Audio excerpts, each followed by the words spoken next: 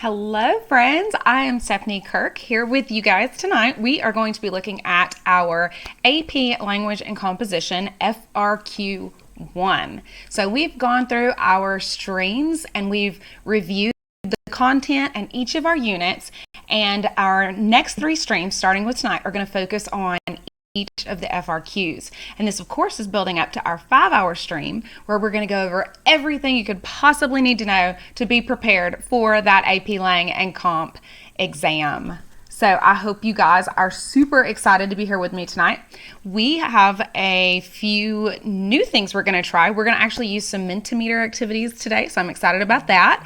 And then one thing I do want to make sure that you know is that for tonight, if you feel like you need to use the chat, you absolutely can. I'm definitely here and I am watching that chat.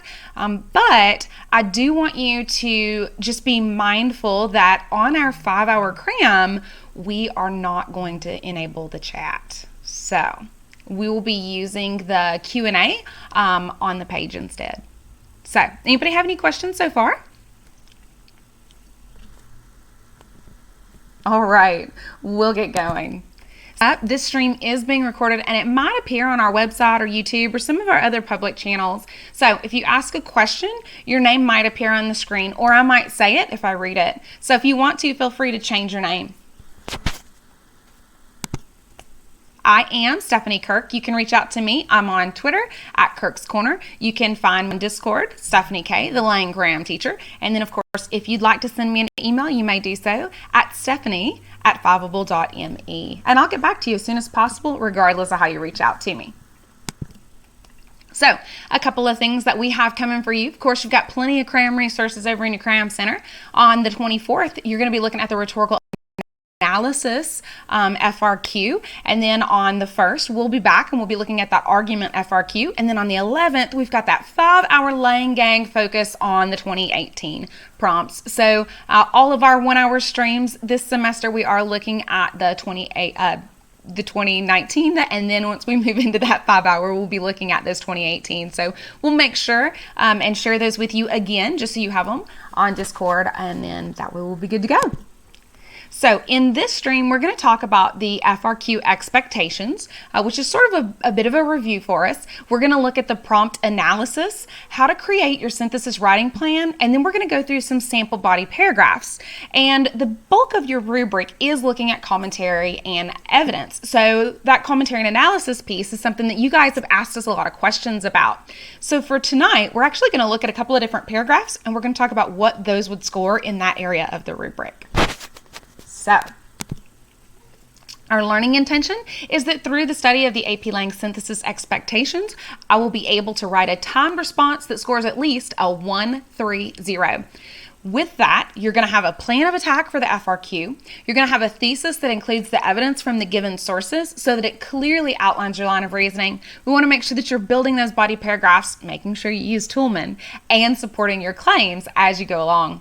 We also want to make sure that you have that sophisticated conclusion. Now, that's not the only place where you're going to get those sophistication points, but it's a good place to really kind of nail it in there at the end and make sure that you're shining. So we also want to make sure we're not forgetting the conclusion. Don't just like blow right past it. We want to have something there for us.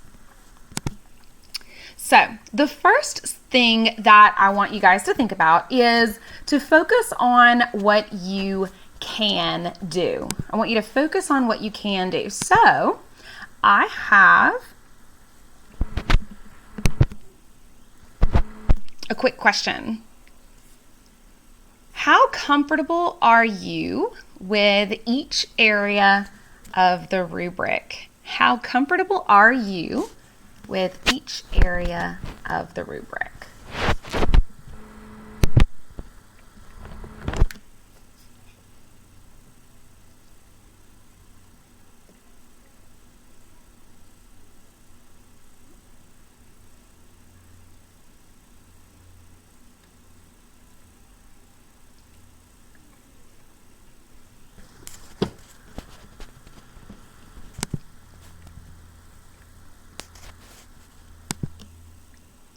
All right, take just another minute there.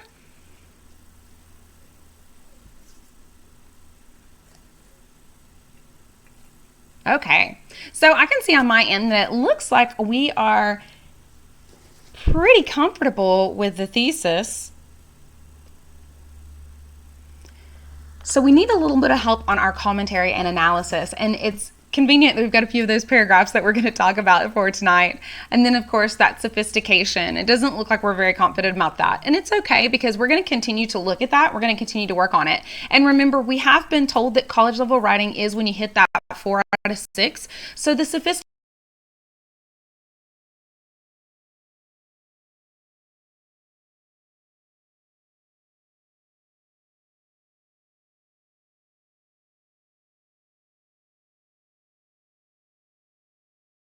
showcase of 6 to 7 texts, including 2 that will be visual, with at least 1 that is a quantitative image or chart. Your reading texts are going to be around 500 words each, and you need to cite a minimum of 3. But now you know me, and I told you to cite how many? 4. That's right. I want you to start out with looking at 4 and use those visuals as your tool, because the visual can be something that you mention kind of in passing in your paragraphs, and then check mark you've got a source. Okay. Now, the whole point here with your synthesis showcase is to think about it like a dinner table. And we've kind of talked about what that means together. But when you're having dinner at the dinner table, you guys are going to converse. You're going to talk back and forth. Somebody might throw out a topic, and then everybody's going to give their perspective.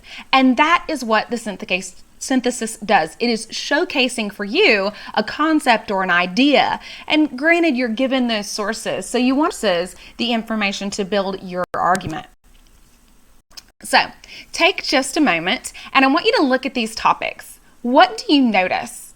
Over in the chat or on the Q&A, type for me, what do you notice on the topics that we've seen for the last couple of weeks? What seems to be there?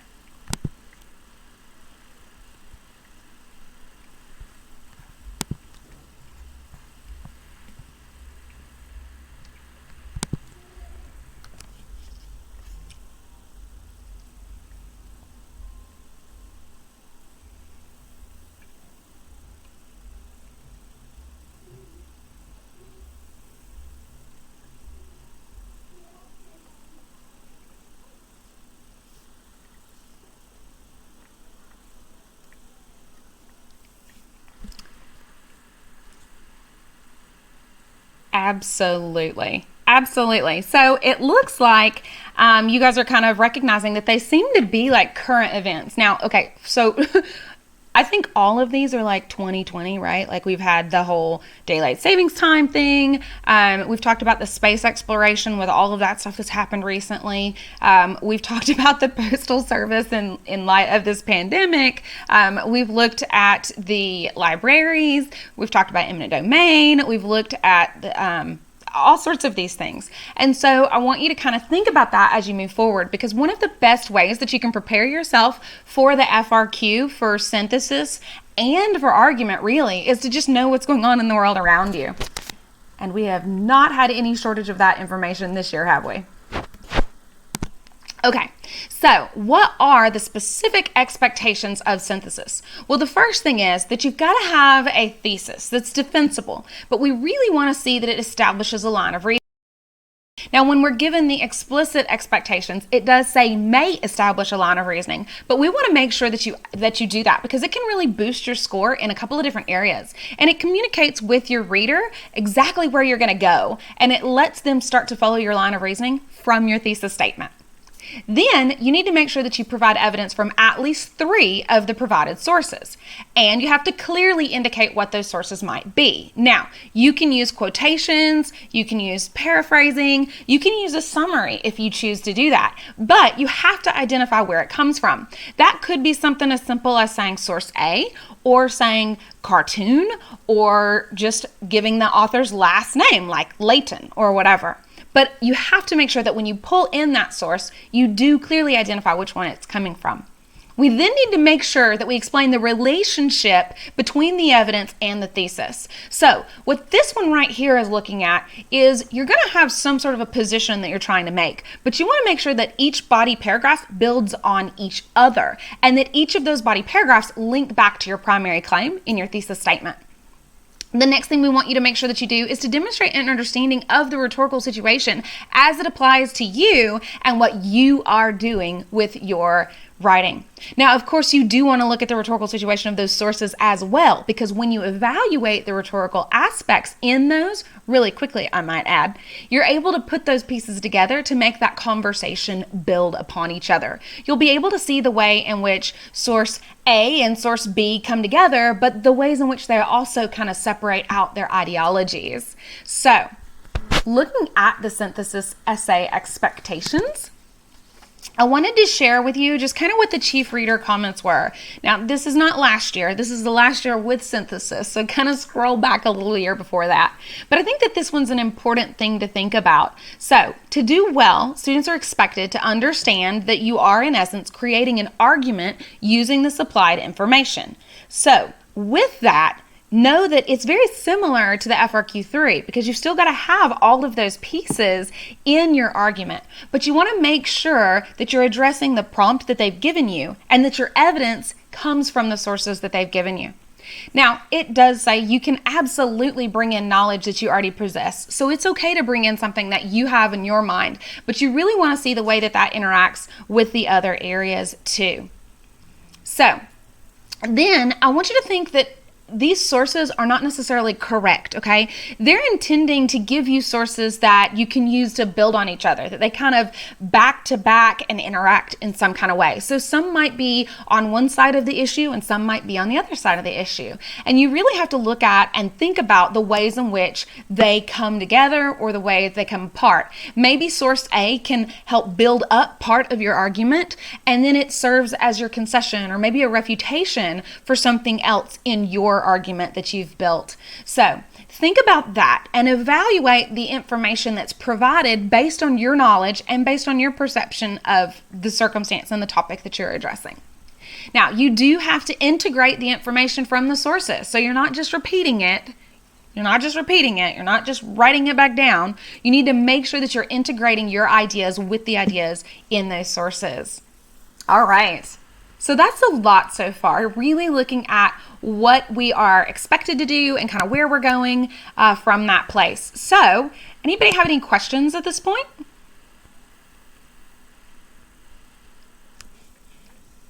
I'll give it just a minute for questions.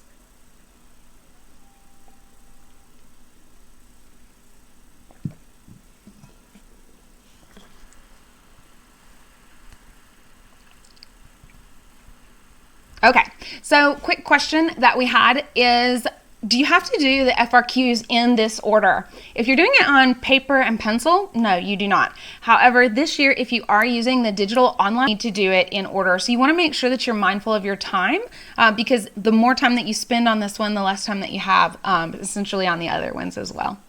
So.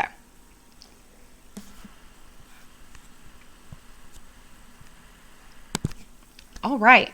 Now, I want to take just a moment to remind you of all the tools that you have at your disposal as you build the synthesis essay. See, synthesis allows you to put together all of the skills that you've been studying all year long in regards to argument, because you've got to build an argument. And you've got to select the evidence, you've got to explain it really well. And in doing that, you can actually apply your own rhetoric there. So you're looking at the strategies and the devices and the things that you can say to help convince your reader that you know what you're talking about and that you're ready to move on in regards to presenting your topic with the sources that they've given you. So the first thing that we would recommend is that you start out with that classical structure. Build your response up. Remember, that's the introduction and the background, the position and the proof, the concession and the refutation, and the conclusion. Now, with this in mind, your position proof paragraph it absolutely can have concession and refutation in it. It's your choice if you want to have your body paragraph, the concession, refutation as a separate paragraph, or if you want to pull it together. I think some of the most effective paragraphs pull concession and refutation in together rather than addressing it as a separate idea. But that doesn't mean it's the wrong thing to do. You can absolutely score well if you address it in that manner on your outline. The next thing you can do is you can break it down into chunks. Think about the text in terms of how it goes with the topic or how it works against the topic. And when you bring those pieces in, you can build the chunks of your response too. That's going to help you as you create your outline in terms of what body paragraph you're going to prove first and then next, and then if you choose to use a third one. Of course, the strategies and devices that you can employ. It's natural sometimes that we speak in metaphor or that we think in similes, and you can absolutely do that sort of stuff when you are writing as well. Think, though, about elements like your syntax to kind of boost yourself up a little bit as you're working on writing those responses. Now, the next thing is, of course, using that Toulmin outline. Now, remember, Toulmin, so your classical structure is going to include its own Toulmin argument, but those body paragraphs, those have their own Toulmin structure as well, because your topic sentence is your subclaim, and that subclaim supports your thesis statement, which is your primary claim. Then, of course, you have your modes of development. So if you've used our planning guide, you've noticed that there's little check boxes there to kind of guide you through those modes of development, because that's going to be the way that you prove your point and the way that you kind of get going on it. So take just a moment and think. Do you remember what the modes of development are?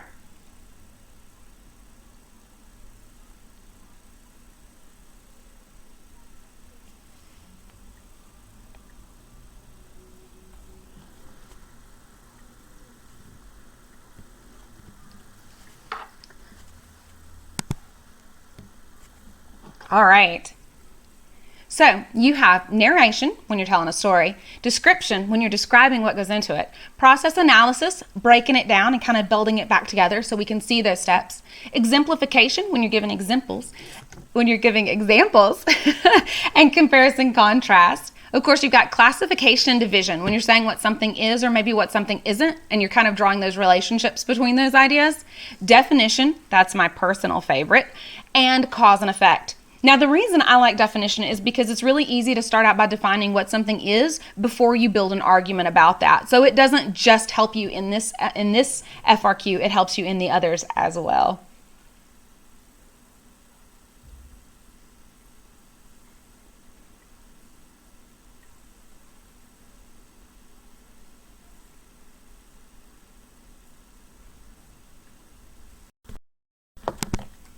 Okay, so what do you say we give it a go? You want to try?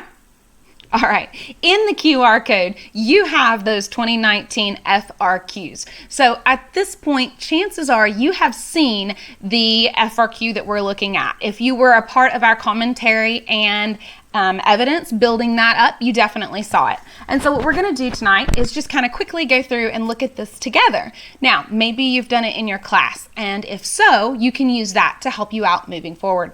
Now, our recommended process for the synthesis is number one, that you start out with your working thesis. You want to spend about 2 minutes on that.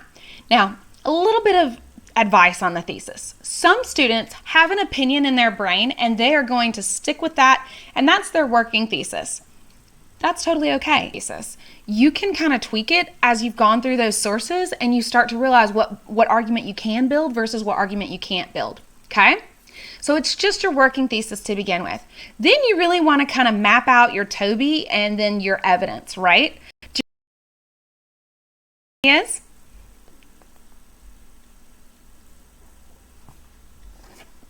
All right, Toby is your thesis, your outline, and your big idea. Okay, but now, yes, you are correct. Over in the chat, I've got someone who's jumped in and said, what about IDA? And you are right. We're going to talk about IDA quickly too. So IDA, remember, is to identify, to decide, and to analyze, because you want to make sure that your evidence that you're going to use is the greatest evidence that you've got. You got to make sure that it's sufficient and that it is relevant as you move forward. Now, once you go through those steps right there and you kind of outline it, now don't go through and make a full sentence outline. You don't have time for that.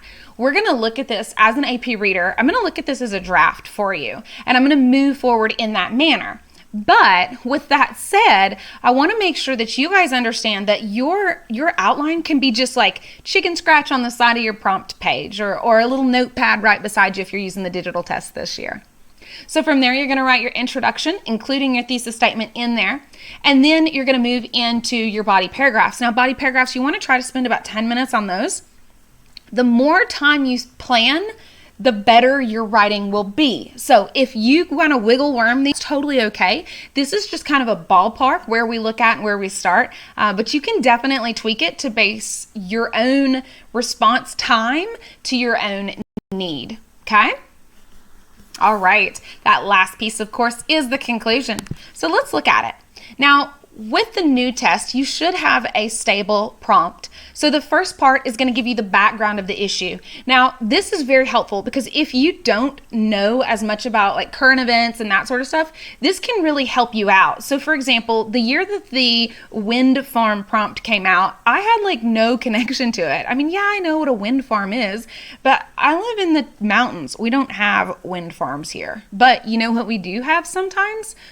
Sometimes we have some problems with like our power kind of blinking in the summer. Sometimes we kind of overload what we have. So I could connect to it in that way. And then of course we don't live too far from Oak Ridge. So I was able to connect to it in that way. But this first paragraph is going to give you background that you can use. Build this into your argument, build this into your body paragraphs, okay? The next one is going to give you the task requirements. Now, if you've done this one before, whether it was with your class or with us here at Fiveable or on your own if you're self-studying, one thing that really had our students kind of struggle is the way that this is worded. Are you ready? Look at it. Your position on the most important factors that an individual or agency should consider. Do you see that? So you know what you're not doing?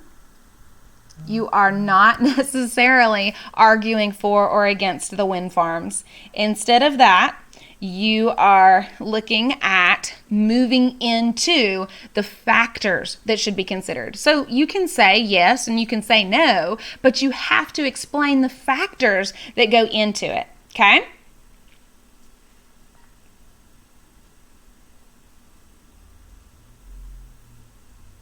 All right.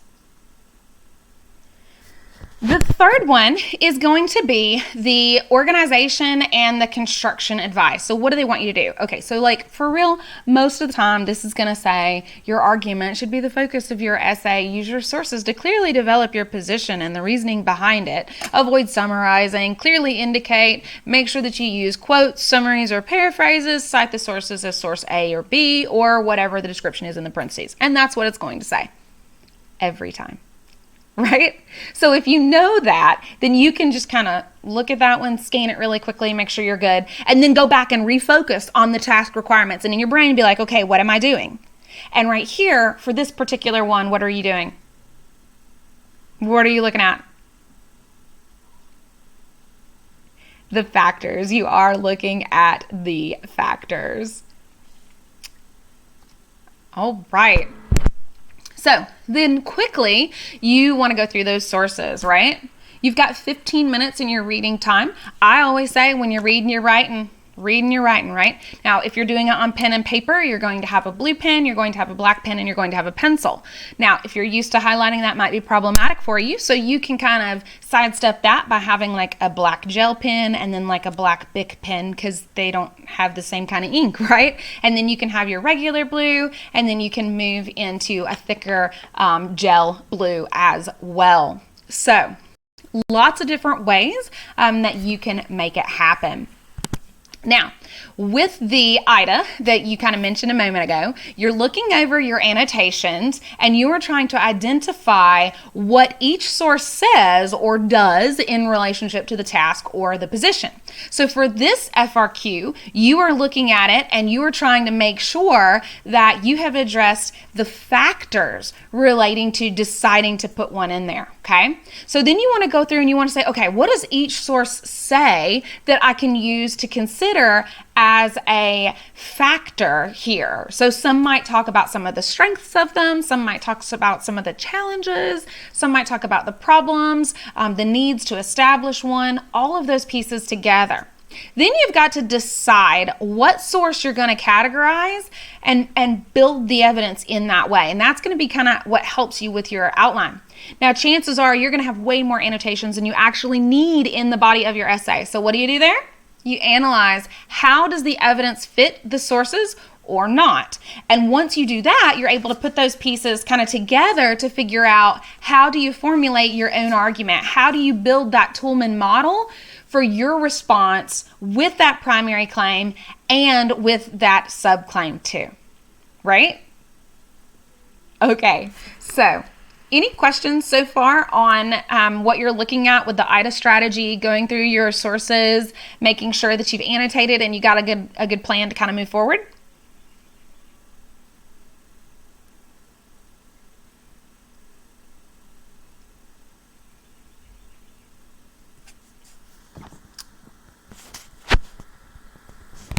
All right. Okay, so the question was, what's the best way to organize an essay? So I'm going to go back and remind you about that classical structure. And remember, the classical structure is going to be your introduction with your background, where you're kind of introducing what you're going to talk about and giving us a little bit about why it matters. Remember, on the synthesis question, you've actually got that first paragraph in your stable prompt is going to give you some background, so you can use that too. From there, you want to move into the position and proof body paragraphs. As a minimum, you need to have at least 2 of those. Now, with classical structure, you have a choice. You can build that body paragraph with your evidence and a concession or refutation. So in other words, you address your argument and then the counter in that body paragraph. Or you can have your body paragraphs with your evidence and then bump down and have another paragraph where you're addressing the opposing side of the issue. So lots of little pieces to kind of think about as you're moving through there. All right. Great question. Okay, so when you go through and you're reading the prompt, you want to think about the source information. Does the title give you any sort of idea of what they're going to be talking about? Does it imply a certain position? And then look at the date too, because sometimes you get something that's like pretty old and that doesn't necessarily help you out as much, or maybe it does, and you can use the fact that it's old as a counter. And you might say, although this is an older resource, it points out the idea of how much land is needed. Although that is an older text, we still need this much land to create wind farms. So you can kind of see how that might work. Of course, you want to look at the major points and how do those major points in each of those sources contribute to your argument. Now, you might have chosen your argument and your kind of position immediately when you read the prompt, or maybe you waited and you didn't create your position until after you read through those sources. So that's going to be something to think about kind of as you move forward. From there, underline relevant source. So I tend to put like a little star on it. If it's something that agrees with what I'm trying to say, I put a plus. If it's something that's against it, I put a minus. And that's just because when I'm going back to build my essays, I can quickly look through and see where is a plus and where is a minus. And that will help there. Now, of course, you want to do maybe a couple of little quotes, not full sentences, no way, but maybe like a word or 2 words, some phrases, something like that to really kind of pull it in. And so that's a great place to put that. You might circle those things in it, like this is a really good piece of evidence. I'm definitely going to use this as a quote, and then circle it. So with graphs and visuals, you're going to draw those conclusions based on what's in the visual. So that would be where you're kind of summarizing the idea or summarizing what it looks like. So guess what I have next? A sample. Okay, so for this, I want you to think about what we're looking at here. So we have the wind farm image, okay? So when you're looking at a picture, I always want you to think, what do you notice and what do you wonder? And then how does this connect to the prompt? So what I'm thinking through this is I know that I need to write about the factors that must be considered. And when I look at this picture, I notice that there are a lot of them there. I noticed that it takes a lot of space and it's in front of the mountains. So people might not like that that's in front of the mountains. Maybe it kind of belittles their view of nature. Speaking of nature, I kind of wonder about the types of animals that might be around there. I guess cows might be okay, but I'm not really sure if that's enough grass to support them. It definitely is going to impact the wildlife in some kind of way. In particular, I wonder about the sound and that sort of thing from the spinning of those blades. So Once we kind of go through and we think about it in terms of what do we notice and what do we wonder, we've got to connect it to the prompt. So according to this image, what are the factors that we need to consider? Land, beauty, sound, impact on wildlife, lots of little things like that. Okay? All right. So here's another one. This is an example from from a website that it gives us, and it kind of talks about it. So when you're looking at a source like this, you want to kind of go through and think, what is the claim and what is the evidence that this source uses? Okay. So this one kind of talks about like that they are creating as much electricity as some of these other places. And then it kind of talks about like the difference between like the large turbines and the smaller turbines, and then the capacity for what they can create. Okay. And it talks specifically, I noticed there's numbers here, and numbers are something that stands out. That seems to be a type of evidence. A small 10 kilowatt capacity turbine can generate up to 16,000 per year, and a typical US household consumes about 10,000 in a year. So I can see that one can create more than enough for a typical household. So I can kind of use that as something to help. I've got a few more numbers going through there. Notice that we've got some stuff that stands out because it's bold. Wind power is clean and it's renewable. So I might use those buzzwords in my response as well. It doesn't release harmful gases and nitrogen oxides into the atmosphere. And you kind of want to go through. We're in no danger of running out of wind anytime soon. Now, right there, you might think, okay, well, wind is renewable. Wind is going to be here. But that also impacts where do you put it? Because sometimes we have really windy days here, but sometimes it's kind of like stale and there's not a lot of wind. So maybe a wind farm would not be the greatest thing to put right here in Maryville, Tennessee. But maybe there's somewhere else where the landscapes and land masses are more conducive to that sort of thing. Okay. Also, as I go down and I kind of think about like the percentages down here, I can think, how in the world would I use that? So this resource gives me a lot of different places that I can think about for pulling in some different evidence to support the factors that we need to consider. Okay. So, any questions on this?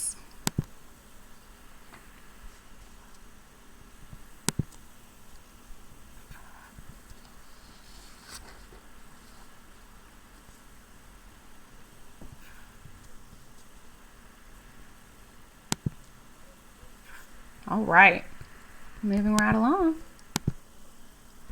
Here's where you're going to look at creating your outline, and you want to do it kind of quickly. And so what we have here is actually have a few questions, guiding questions to help you think through how to do that. But then we actually have our guided synthesis document that we've shared with you guys. So this is kind of what we look at. Now this is set up intentionally to look like a dinner table. Okay, you got to use your imagination. In the middle is all the food. That's going to be my prompt. And then I have the seats at the table. And what I want to do is I want to figure out, what does source A have to say about this? What does source B have to say about this? And go through each idea and kind of map out how they interact with each other so that you can look at what your topic is. Now, in this case, we are going to be looking through each source at what does this source say about factors that need to be considered when determining whether or not to build a wind farm in an area. So the questions that you might think through are, number one, what am I trying to prove? What specific concrete evidence is going to prove this claim for me? Why does this prove my claim? And then to what degree does it strengthen my position? Have relevant and sufficient evidence. And so if it doesn't really help, then that's not something I can use. But if it adds a little bit to it, let's say that in source C, I found that one wind turbine requires 1/4 of an acre, and I can kind of look at that and then combine that with the picture and talk about what that might look like together. So bringing those pieces in can strengthen your position, but you can also like focus on source C and then link source A, that photo, back to what you saw in source C. That shows a more sophisticated view of what your topic is, of your understanding of it, and your analysis of what those factors are. So then you want to think, how are these pieces connected? How can they be organized to present my argument? Now, if you're short on time, one thing that my students and I have kind of talked about, if you're looking at it, you got 6 to 7 sources, you have to do 4. well, you have to do 3, but Miss Kirk says always do 4. And so you can look at it and you can say, you know what, this one's really long and I'm going to cut this one out. And that's okay because you still have all of those other sources that you can use to kind of build it in. I don't recommend that unless you are really running short on time, but that's just something to keep in mind. The next thing is, can I provide enough commentary and analysis to actually bring this into my line of reasoning? And then how do you do that? Like, is it best to use paraphrase? Is it best to use summary? Or is it best to use a quote? Now, I'm going to talk a little bit more about these 2 questions right here, because one thing that we're looking at with the line of reasoning is not that I can like cut my body paragraphs out and put them in different order and it doesn't impact it at all. With a very strong line of reasoning, I can go through, and even if your body paragraphs were cut off into 3 separate pieces of paper, I can decide which body paragraph goes first and then next and then third if you have that. But a strong line of reasoning, that happens inside the paragraphs too. So I can look at each sentence. If the sentence was on, each sentence was on a different slip of paper, I could take those sentences and put them in order based on how the one idea is connected to the next idea and connected to the next idea, so on and so forth. So, super important there to kind of look at identifying and selecting the evidence. Now, we do have that guided synthesis essay template for you if you're interested in it. Just like I mentioned kind of at the start, you've got your modes of development, so you can kind of check through them, and then whatever source you're looking at. And the whole point here is to make sure that you have that line of reasoning. Notice over here, we're kind of pushing that classical argument where your body paragraph does address the opposition. So you can see in the commentary and analysis that we encourage you and remind you even to address the counter there. Okay? So, all these little pieces kind of come together for us, don't they? It's super cool. Okay, so from here, we move into that Toby concept that was mentioned a little while ago. You've got your thesis, that strong, solid, defensible thesis. It clearly says what your position is, going to kind of preview that line of reasoning. Your outline that lets us know what you're going to talk about along the way through there, and then a big idea, the lasting impact that you're going to kind of bring out in the end. Usually we think of this as like a call to action, but sometimes it's less clear because you're not driving something home like absolutely do this, you know.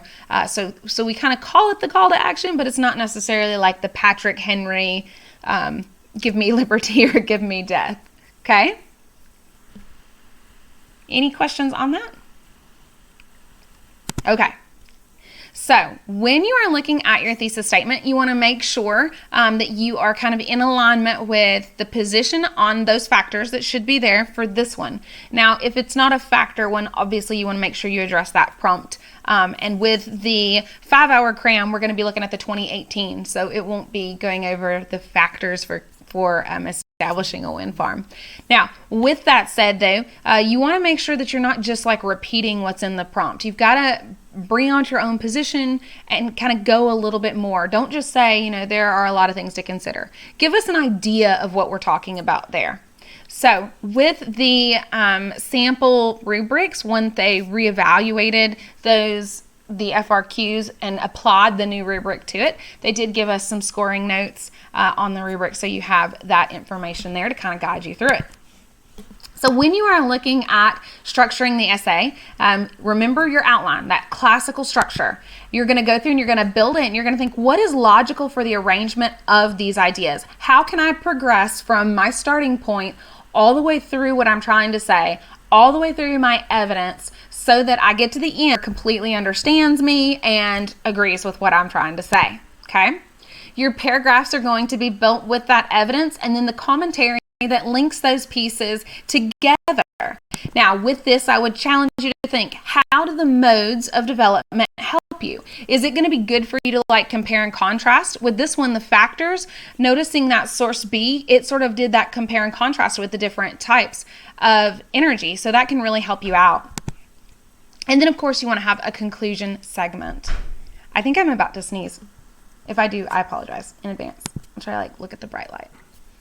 Okay. I'm a huge fan of visualizing the argument when you are building what your outline should look like, okay? So you would have your primary claim, which is your thesis statement, and then you would have your secondary claims. Each secondary claim should have a minimum of 2 pieces. With your commentary and analysis, ask yourself, what are you trying to do? Are you trying to give an example? Are you trying to clarify what you mean by something? Are you trying to emphasize one of these factors or one of the challenges of these factors? Are you trying to relate something to something else so that it seems like a bigger deal or so that it is not seeming like a big deal? Lots of little pieces there on that. Now, once you have that outline and you are ready to move forward, we're going to look at kind of how this piece pulls together. But I do have a question for you. Just a little bit curious over here. How comfortable are you with each area of the rubric? At this point, when you've got your outline, you should kind of know where you are in regards to your thesis point and then your commentary and your evidence. Sophistication, I totally get being a little bit kind of clueless about where you've done that one in it, but I'm just curious, where do you stand on the rubric?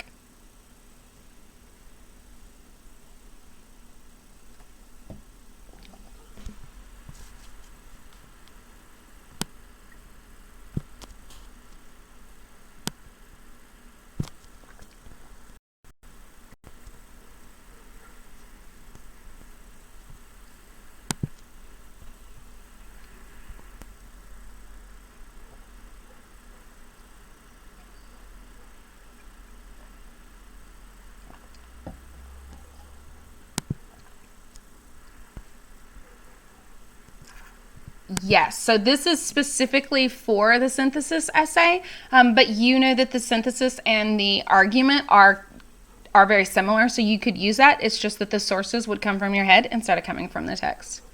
So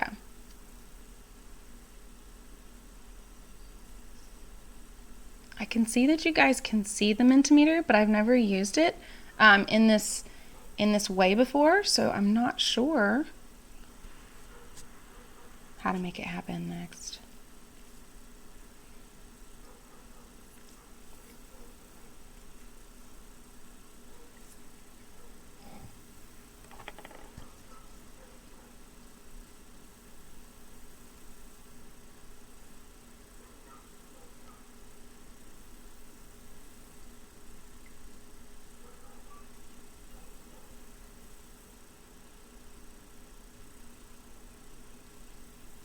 All right, we'll come back over here. I'm not sure if the Mentimeter is working very well, so we'll just move forward. With the next piece, you want to look at the evidence and kind of link it. So here's an example for secondary claim 1, considering the geographic location of a potential wind farm before actually establishing it. From using source A, it's going to be the huge land requirements. That would be the image. So what are you hoping to do? Well, you might clarify the mass quantity of land that's there. You could talk about how there's a lot of space here, how people are not going to be able to live here, how this would interfere with wildlife in this large area. You could talk about like the scale of the one turbine compared to all the others, compared to the mountains. So a lot of different things that you could do for your commentary and analysis to kind of link this idea in. Then with it, you can move into talking about productivity. Now with this one, we're going to use source B. That is the source that we talked about just a few minutes ago. It does talk about you can't always run at 100% power like many other types of power. Then it moves on. Now this one also talks about hazardous to birds and bats. So this is an example of using that source in a couple of different places. Now, obviously in this outline, our first one is going to talk about the geographic location and the productivity. In passing, you could mention the impact on wildlife. Now, you can also see the secondary claim, vicinity to resident communities and those that it would affect. The planned evidence here is from source C, talking about sleep patterns, and then from source E, talking about personal acceptance. Like if someone just feels strongly against it, then putting it there is going to be a really bad idea. And then that might not ever get any better. But you could also bring into that it doesn't just impact the residents, but it impacts the wildlife. And by impacting the wildlife, it impacts the residents and their acceptance of it. So like it's interrupting their beautiful view of the birds coming in front of the mountain range. Okay, so all of those elements.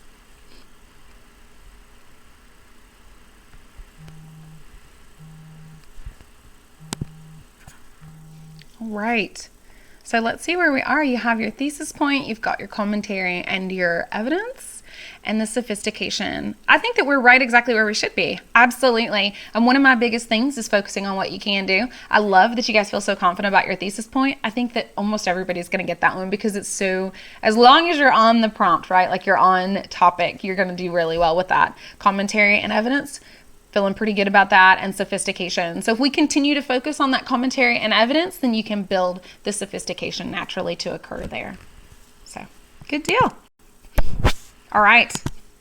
So when you are building your body paragraph, I have a couple of examples here of how to actually build those paragraphs out. So you would have your thesis statement should connect to your claim, which would be your topic sentence. Now remember, this is your subclaim, okay? Primarily, agencies should consider the geographic location of a potential wind farm before actually establishing it. So that tells us what the first thing is that we should do. Okay. From there, notice the way that this particular body paragraph follows that pattern of evidence, commentary and analysis, evidence, commentary and analysis, and then a connecting link that links it back to the thesis statement in the beginning. Okay. Now, I also want to kind of point out, look at the evidence right here. Notice it comes from source A, but then look at the commentary and analysis that goes on it. It actually brings in ideas from the background, and it brings in ideas that are kind of mentioned in some of the other articles as well. This is crucial for agencies to consider because building a wind farm in a location that does not meet these demands could inhibit the full capacity of energy output and require even more energy input to sustain, reducing the net benefits that the wind farm can have. Without proper location, agencies building large-scale wind farms become more open and vulnerable to criticism, which can stifle the overall progression of clean energy resources. Now remember, the whole point of the evidence here was to talk about the large-scale terrain that's needed. And in this case, it's given more information about it. If this terrain can't be found, we're going to have to put in other sorts of energy to kind of help to sustain it. Now, when you put together the evidence, the first piece of evidence and the second piece of evidence, notice that up here, this is kind of summary, right? But it's still not huge. And then in the second piece of evidence, notice how the evidence is pulled in quotation marks from source B, but there are other pieces that build it in. So it's into kind of what that paragraph is going to look like. Okay?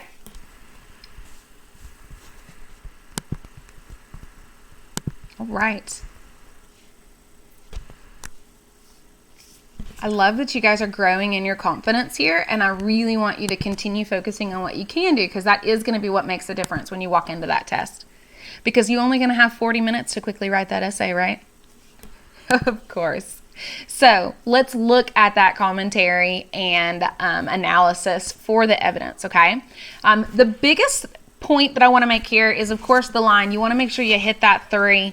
When you're looking at the 2, you might have, notice that you've got at least 3 sources. So if you don't have 3 sources, like if you've just got 2, you're only going to get the 1. You have to have 3 to at least get that 2. Now you want to be able to jump it. You want to cross that pink line, and you'd want to try to hit the that 3 on this area of the rubric. So you want to make sure that you have at least 3, Ms. Kirk says 4, sources that you're including there. Notice that the difference between the 2 and the 3 is that faulty line of reasoning. So you want to bring in those ideas so that you can see that your thesis statement is clearly connected to your topic sentence. Your topic sentence is clearly supported by your evidence. The commentary and analysis shows the way in which the evidence proves what you say that you are trying to prove. Okay? So I have a couple of examples that I thought maybe we could just kind of look at and then talk about what the value is in regards to commentary and evidence with that row B, okay? So here's an example.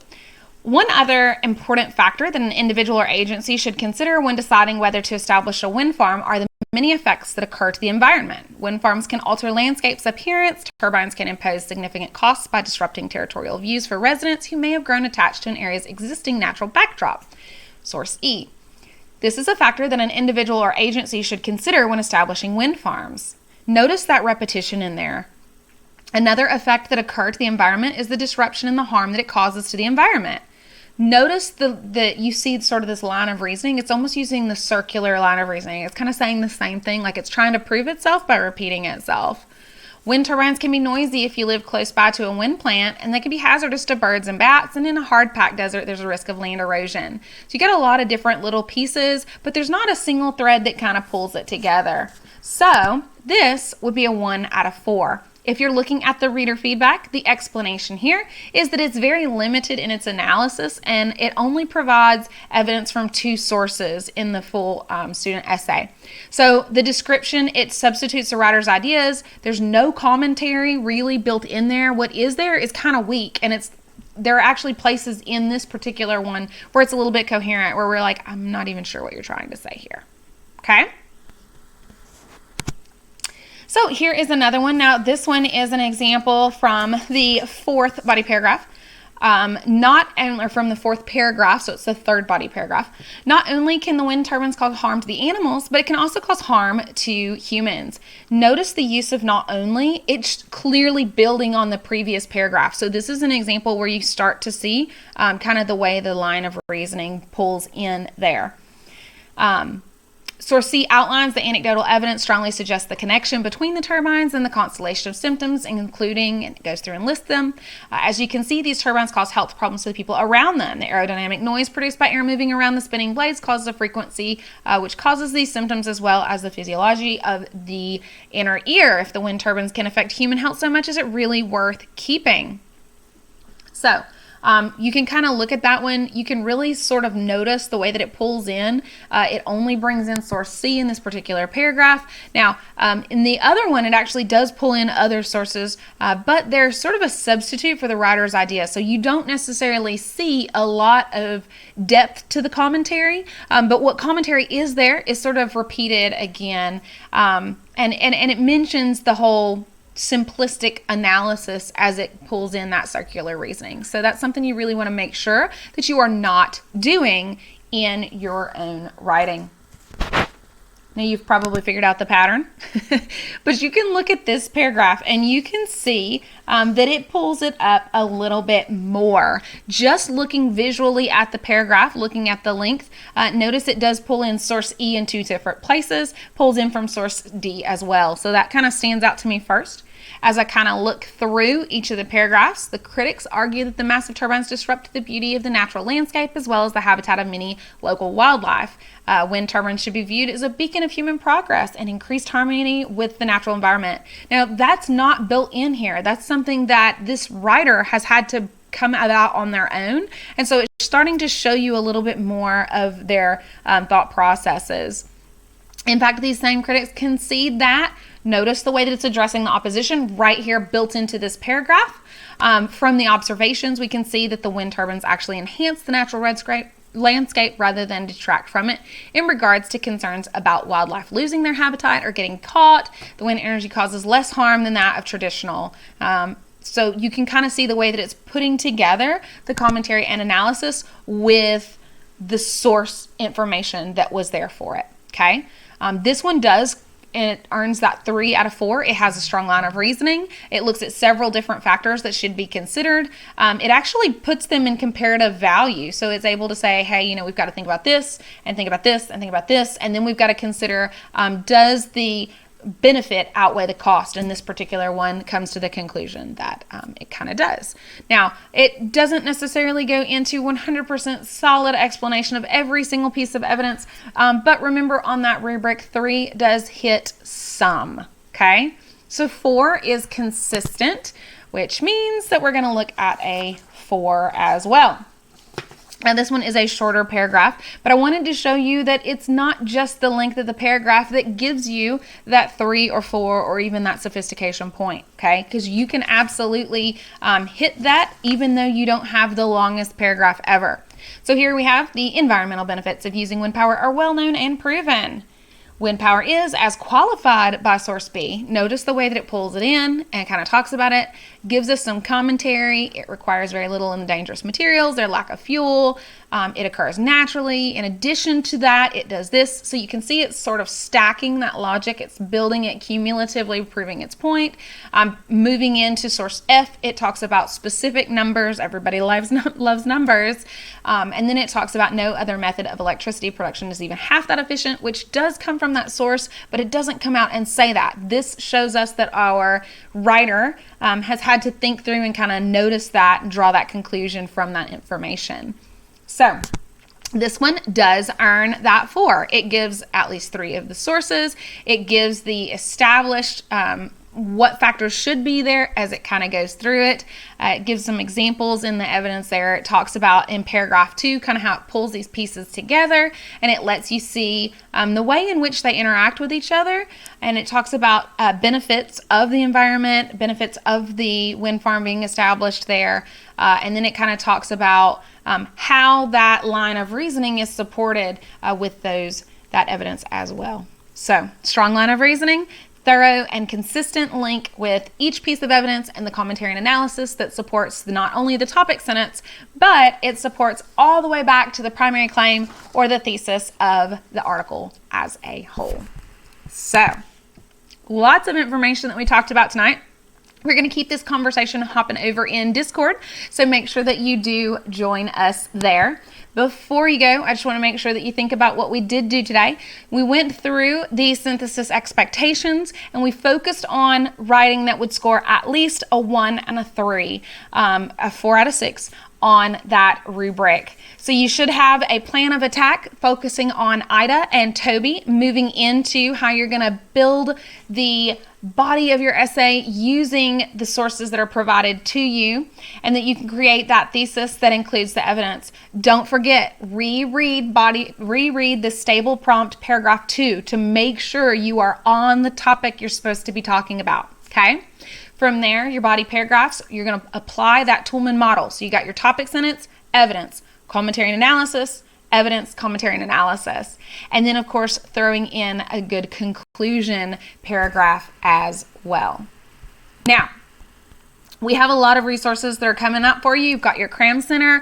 On the 24th, you're going to be looking at the rhetorical analysis with the 2019 prompt. The 1st of May, we're going to be looking at FRQ 3. The 11th, we got 5-hour lane gang. And on that one, we're going to use the 2018 prompts because you guys have already heard us talk about these 2019s. So we want to make sure and give something a little extra to you there. So, of course, I am Miss Kirk. You can reach out to me at any time, and I will get back to you as soon as possible. I do have one quick question for you. Are you ready?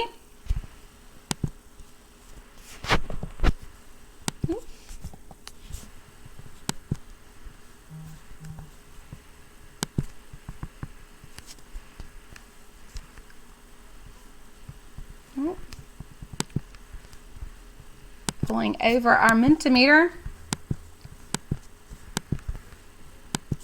I've implemented it wrong. I want you to think really quickly in the chat for me. Really quickly, tell me what is something that you can do now. Remember Miss Kirk's rule number 1, focus on what you can do. So tell me what is something that you can do. Oh. Made it happen. What is something you can do? As soon as you do that, hop on over to the Discord and I will see you there. Have a wonderful day. Thank you for being here. Don't forget, focus on what you can do. I'll leave this open for us.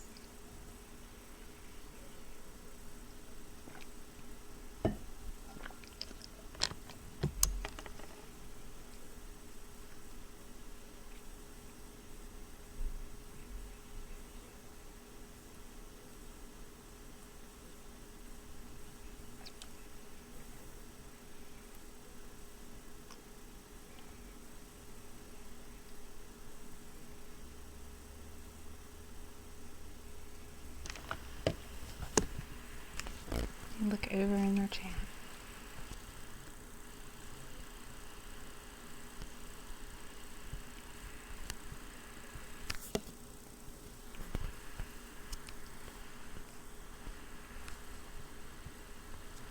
Any thoughts on what you can do? Let me check over in the chat real quick. See if we're answering it there.